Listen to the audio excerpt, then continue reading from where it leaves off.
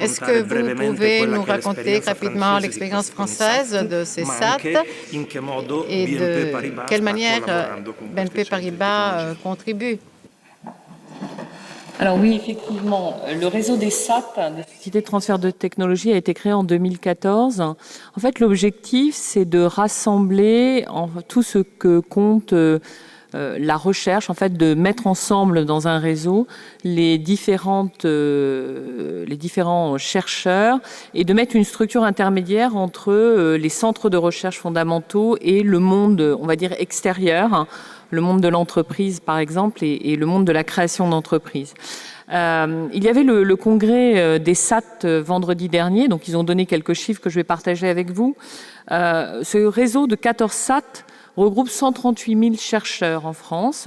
Donc, quand on cumule en fait toutes les universités qu'ils représentent et tous les centres de recherche, ils ont déposé plus de 2500 brevets. Et en fait, ils ont permis la création de 324 start-up innovantes à travers effectivement soit des statuts de chercheurs entrepreneurs, ce sont des nouveaux statuts en France, soit par la combinatoire d'un chercheur avec un entrepreneur qui permet de créer des entreprises voilà, avec des compétences additionnelles que les investisseurs recherchent beaucoup parce qu'ils aiment beaucoup avoir la double compétence et pas que la compétence de recherche fondamentale.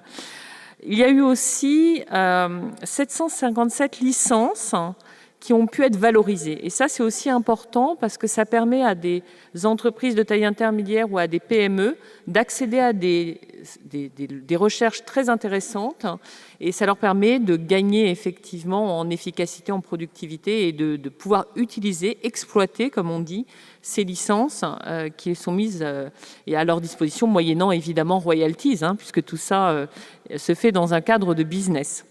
Alors, pourquoi la banque est-elle partenaire en fait des sociétés de transfert de technologie? Pour une raison assez simple, c'est que tout ce qui favorise en fait le passage de la recherche à l'entrepreneuriat, à l'entreprise, est pour nous un facteur important.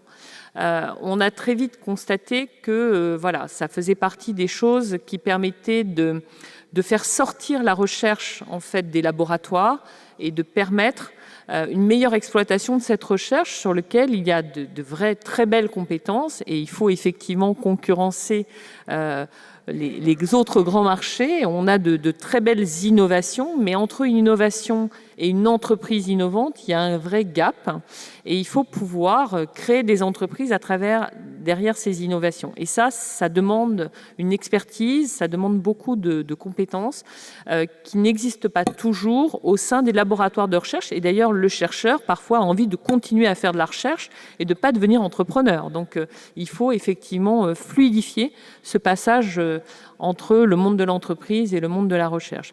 Et donc, pour nous, c'est vraiment un point intéressant. Donc, comment est-ce qu'on collabore très concrètement? On est présent auprès des SAT avec notre expertise bancaire pour participer à cette évaluation des projets. On est aussi, on peut parler avec nos entreprises clientes PME, ETI, des programmes de recherche des sociétés de transfert qui émanent des sociétés de transfert de technologie et donc permettre que ce lien se fasse.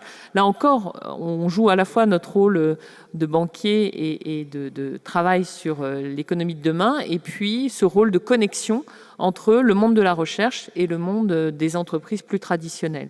Donc voilà, c'est pour nous un point important. Il y a un grand plan Deep Tech qui vient de se lancer en France.